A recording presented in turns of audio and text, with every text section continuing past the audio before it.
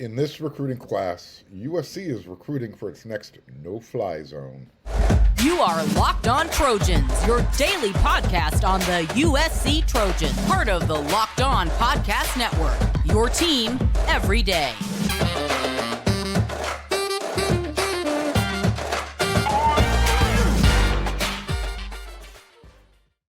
Hey, fight on, everyone. I'm your host, Mark Hulkin, and thank you for making Locked On USC your first listen every day. Whether you're watching on YouTube or wherever you like to download your podcast, we are free.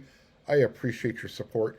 And if you want to become a real appreciative free subscriber, do me a favor. If you're watching on YouTube, hit that subscribe button and hit that thumbs up, especially if you like the episode. It means a whole lot to the show. And never forget, Locked On USC comes at you 5 times a week. So hit that bell notification button and you won't miss an episode. All right, so the spring evaluation period is a time of the year when, college assistant coaches, they hit the road. And the month of May is when they do a lot of the evaluations. Again, coaches on the road, they're going to high school spring camps, and they also get to talk to the high school coaches and kind of fill them in, give them a little progress report, start the vetting process. And this class is going to be, I think they're going to emphasize defensive backs. They're going to need to. So, Lincoln Riley, Alex Grinch, Dante Williams. June is going to be when they're going to get to see a lot of these guys at USC. Obviously, Lincoln Riley doesn't get to hit the road during the May evaluation period, but the assistant coaches do. So the coaches are still, they're visiting right now. We're still in the middle of May. That deadline ends May 31st, and then they'll quickly transition right into USC's June camp season. USC will have 3, what they call their elite camps. The first one will be the weekend of June 4th, and USC is also going to be hosting 2 very significant recruiting weekends in the month of June. The first one being that first weekend, June 4th. And then they'll have what they call their June Bash 2 weeks later. But they'll also have they have other weekends that are actually starting to fill in with other names. They're kind of rounding into shape. So June is going to be a really busy time around the USC campus, especially for Coach Dante and Coach Grinch, because they're going to have a lot of their guys visiting. As I mentioned, this is going to be I think they're going to have at least 5-6 defensive backs in this class. So let's have an update going into the weekend, talking about the secondary recruits.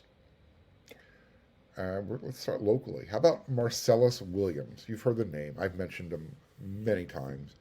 He's the younger brother of recently graduated older brother, Max, USC Trojan. He's going to be visiting Oklahoma on June 9th through 11th that weekend. And then he's going to follow up that visit to Oklahoma the following weekend at USC. That's the big June Bash weekend, the weekend of the 16th through the 18th. So Marcellus Williams will be on USC's campus with his official visit then, 1 week after he visits Norman, Oklahoma. Last Sunday, if you weren't aware, I believe I mentioned it, on one of my episodes of Locked on USC this week, Gardena Sarah's Dakota Fields. He announced his top 7 schools. USC made the cut. Fields is the number 89 overall prospect in the country and the number 12 cornerback in the 2024 cycle, according to the On3 industry rankings. And then as far as in the state of California, he's considered the number 10 overall player. So high praise for Dakota Fields. He has 2 of his official visits scheduled so far this summer. He's going to visit USC June 2nd, and then he's going to be visiting Oregon on June 23rd. Now, he's already visited both campuses unofficially throughout the spring, multiple times. And I know Trojan fans are still a little bruised from when Dakota's class of 2023 teammate Roderick Pleasant, he chose Oregon. And his Dakota's decision is probably going to come down between USC and Oregon when he does finally choose the school. Not sure when that's going to happen. It'll probably be sometime late in the summer. Now, with that said, those are just a couple guys. So there's a lot of talent spread out throughout Southern California with guys who play in the secondary. Another name, Mater Dei's Xavier Brown. He's set his official visit for USC. So far, it's set for the weekend of June 2nd through the 4th. Oregon, Alabama, Ohio State, they also are planning to host Xavier in the future. I don't have dates for those yet. But again, those are some of the teams USC will be up against for Xavier's commitment. One of the top guys in the country, obviously. But USC isn't just going after high school guys. And rarely does USC go to the JC ranks. And it's usually because of academic hurdles that they have to contend with. And it's not so much because the guys in the JC aren't smart enough. That's not the message I'm trying to convey. It's about transferable units. USC's got some really wonky way they do things with units coming from junior colleges. So they are really high on, his name is, and I'm going to try not to butcher it, Sione Laulea.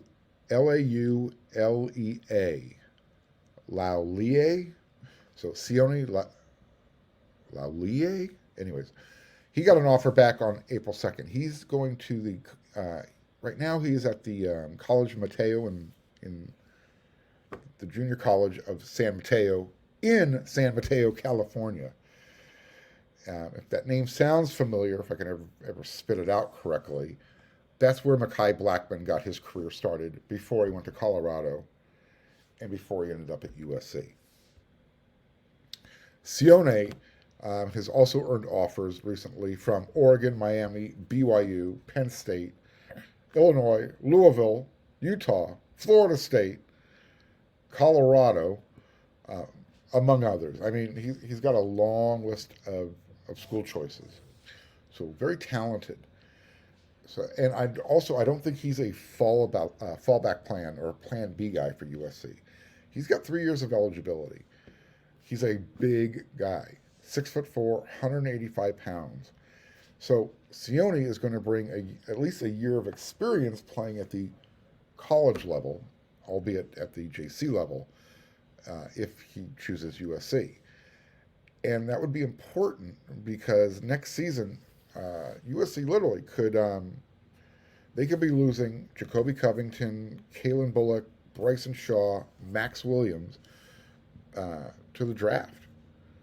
So they're going to need some experience in that room rather than just relying on a bunch of young guys. By the way, the College of San Mateo, I mentioned that's where Mekhi Blackman started. So I think this time USC is cutting out the middleman, and they want to bring him in. They're not going to let him escape to another Power 5 team and have to play against him. Here's a name. Keep an eye on this recruiting battle, especially with USC jumping to the big conference in 2024. 4-star cornerback Bryce West from out of Cleveland, Ohio, Glenville High School. If you don't know, Glenville is Ohio State Buckeye territory. Ted Ginn Sr. is their legendary high school head coach. You probably recognize the name Ted Ginn. He played for Ohio State, as well as he was a star in the NFL. USC tried to get Ted Ginn out of high school. It never happened. It was a long shot. But there was actually time when USC could go in and pluck a couple guys off those Buckeye trees.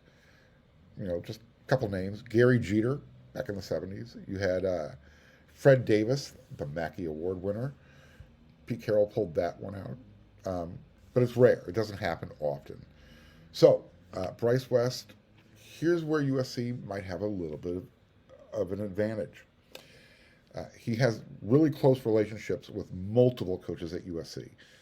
And he said location isn't going to be an issue because he's got multiple family members who live in California. Again, USC jump into the big conference, family in LA or California, family in Ohio. They'll get to see him play. He had mentioned that he talks with Lincoln Riley every week, and he also communicates with other staffers on FaceTime, including his position coach, Dante Williams. So, as of May 16th, when I'm recording this episode, Bryce has official visits set up for USC on June 16th. That's the Big Bash weekend. Ohio State, June 23rd. And then I believe he's visiting Michigan the weekend before he comes out to USC. Quote, this is from Bryce. They're very open, West said. I can talk to them about anything, any situation, as far as any sport or any problem I have. You want a relationship with coaches like that, end quote. So, there you go. Let's keep an eye on that one. I don't know if USC will be able to get him, but you know what? That would be a huge pull, especially with USC going into the big conference. And here, I'm going to give you guys, all you free listeners of Locked on USC, a little free VIP nugget from WeAreSC.com's Marshall Levinson. Earlier this week, he talked with one of USC's high school recruits, running backs in the state of Texas, Brian Jackson. Anyways, USC running back coach Kyle McDonald was in McKinney, Texas, to see Brian Jackson playing his spring game. Jackson didn't play a whole lot. However, the Thunder guy, because Coach Kyle McDonald was really selling Thunder and Lightning 2.0, Brian Jackson is the Thunder. Marshall Levinson did provide this little nugget that Brian, Thunder, is doing a really good job recruiting the Lightning guy, Nathaniel Palmer. So, between now and the end of this season is when, you know, as far as the secondary, a lot of evaluations are going to have to be done to figure out all these guys who are going to be visiting USC, who USC is really going to narrow their guys down and focus on to bring in. And there you got a little bit of a running back update as well. So, don't forget, everything I give you guys here is free. WeAreSC.com's got a really cool VIP subscription special going right now. You should probably jump on it. Hey, I've been talking to you this week about bird dogs. You got to try bird dogs. Their shorts, their pants, give them a try. They are comfortable as heck. You won't even feel like you're wearing anything underneath, even though you're covered. Trust me, shorts or pants, they will keep you covered. But they also come with this really stretchy fabric inside, lining. It's like underwear, but you don't even feel like you're wearing anything. And as a guy, you know, comfort below the belt, it means everything. And these things are everything. That stretchy fabric, they kind of adapt to whatever kind of body that's wearing them, so they make everybody look good.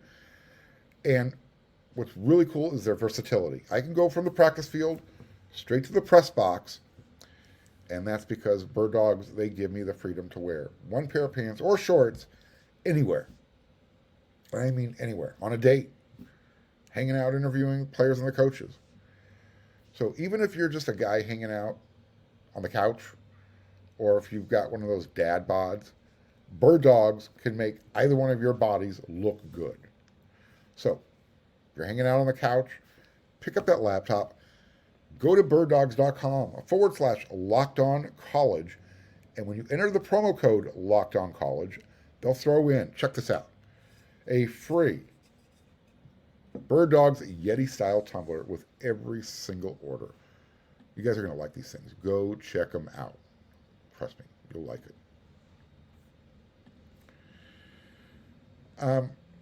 Look, everybody knows the Pac-12 still doesn't have a new TV media rights deal.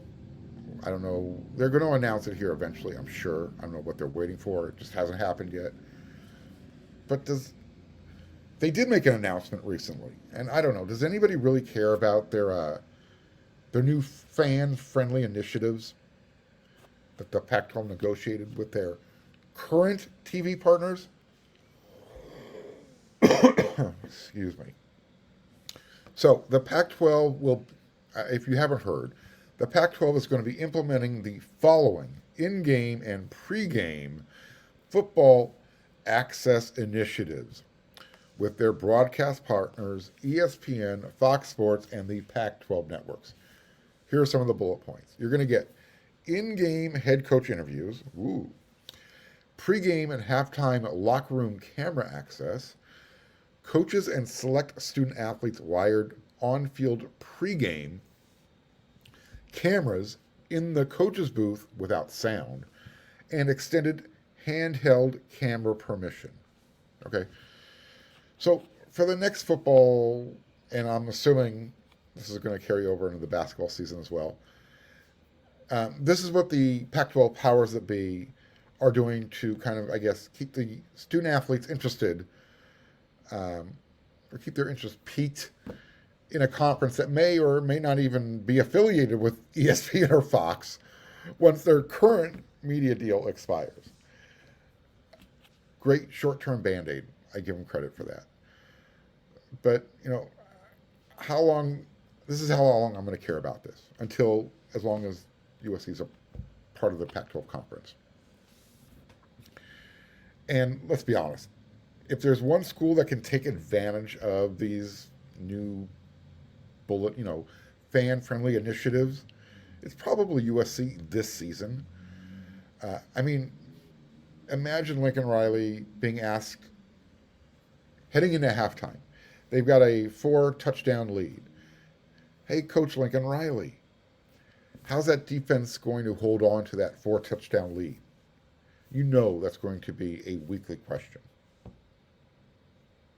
I got a smile on my face. I'm kind of kidding here, but I'm really not. I think hearing Riley mic'd up during the second half when the lead is shrinking, that would be kind of entertaining, to be honest with you. So look, I'm having some fun here, but and you watched with me, a 99% chance probability of USC winning turn into a loss. So I would have loved to have had a mic turned on for that last 5 minutes of the Cotton Bowl. Because I can only imagine what Lincoln Riley was spitting out of as he was watching that game slip away. And here's the other thing, that this doesn't really affect USC with those silent cameras. Lincoln Riley, Alex Grinch, they call the game from the sideline. So the silent cameras in the coaching booth doesn't really help with any of those angry outbursts. Now, maybe those handheld cameras, those might. All that aside, like I said, the USC team, they're going to be on full hype alert this season. There's going to be a lot on the line. Possibility of winning another Heisman with Caleb, obviously national championship, playoff appearance. But why does the Pac-12 release this type of news and make a big deal about it without a new media rights deal already in place? Maybe they have one and they're just ready to make an announcement. They haven't done it yet, but I'm sure other conferences are going to follow the leader and do the same thing with this type of stuff. So, look, the Pac-12 can call themselves the innovators, but is anybody going to be watching or listening to the Pac-12, once USC leaves? I don't know. How long is Coach Primetime's act going to last before the fans tune him out? Here's a really cool idea. Put a go cam on Ralphie. Let's see what that looks like. You know who would have fallen in love with this fan initiative, this fan-friendly initiative? Mike Leach. May he rest in peace. He would have been ideal for this type of stuff. You know who else would have, if we're going to talk about USC coaches? John McKay. St. John McKay, rest in peace. He was a dry humor wit machine. I mean, just if you've ever read any of John McKay's quotes, you know exactly what I'm talking about. When he was asked about how his team's, he was asked about his team's execution. He was like, "Yeah, they should be. They played really poorly. He wanted his team executed." Of course, he was joking. He would have been an ideal person to have a microphone on during a game. You know who else would have been ideal as a USC coach wearing the microphone? Coach Orgeron, mic'd up. I would have paid for that hot mic moment. Just to hear Coach O when he's on a tirade. Another one, how about Pete Carroll when he had his "What's your deal" moment with Jim Harbaugh? Yeah, that handshake. Definitely turn the microphone on for that one. You're going to see this type of thing happen in the big conference when USC joins. SEC is going to do it. The Big 12, the ACC. So congratulations, Pac-12. You came up with the idea. Everybody else is going to do it. And you don't even have a new media deal going forward. So get it figured out. All right, it's Friday. It's time to rant. And this one's let me just read this. This was something that came out on Thursday. The National Labor Relations Board, Region 31, a Los Angeles Regional Director, Maury Rubin, issued a complaint Thursday against USC, the Pac-12 Conference, and the NCAA as joint employers of Trojan football and men's and women's basketball players. And there's going to be a hearing with an administrative law judge on November 7th of 2023 in LA. The complaint alleges that the three respondents that I talked about, USC, the NCAA, and the Pac-12, quote, maintained unlawful handbook rules and unlawfully misclassified scholarship and non-scholarship walk-on women's and men's basketball and men's football players as mere student athletes, rather than employees entitled to protections under the National Labor Relations Act, according to a press release. So, the complaint states, at all material times, USC was a member of the Pac-12 and the NCAA, and the institution agreed to follow their rules and standards. The complaint also states the Pac-12 and NCAA possessed and or exercised control over the labor relation policies of USC football and basketball players. So this is what they're alleging. In the 11-page complaint issued on Thursday, it specifically highlights some of USC's policies regarding social media and interviews with the media. That's me.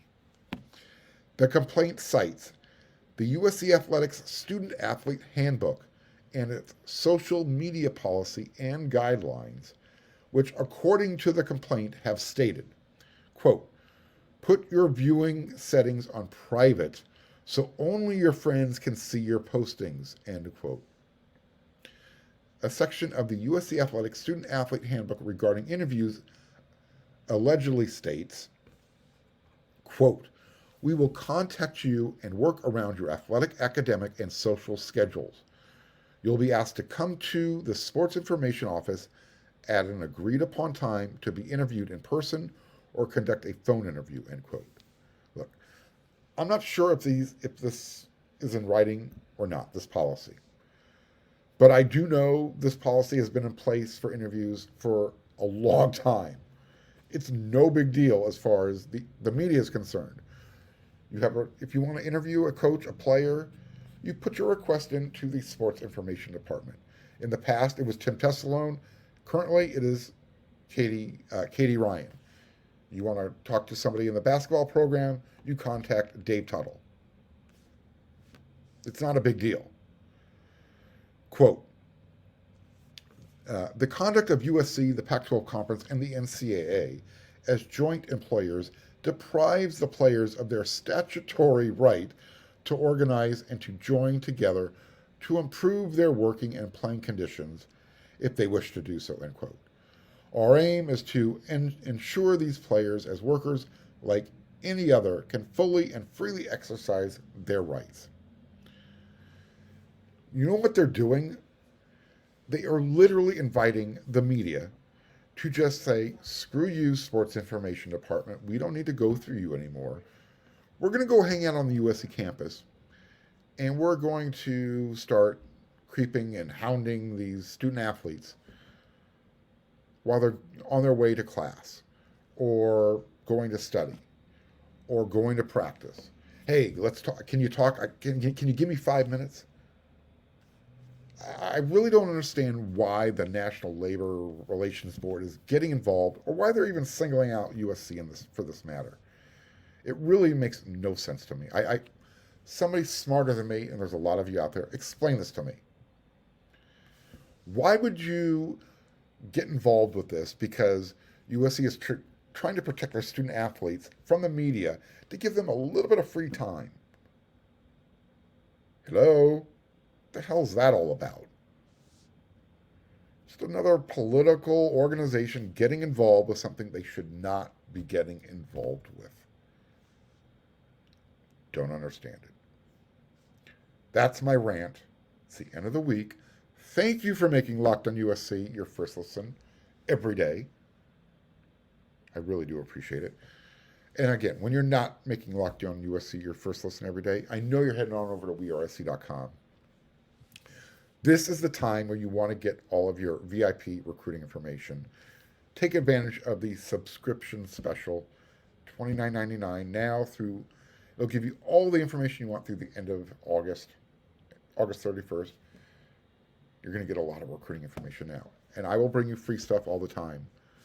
But you got some really good stuff going on over there. So until then, until the next episode of Locked on USC, and there'll be 5 of them next week. Until then, everyone, you know what to do.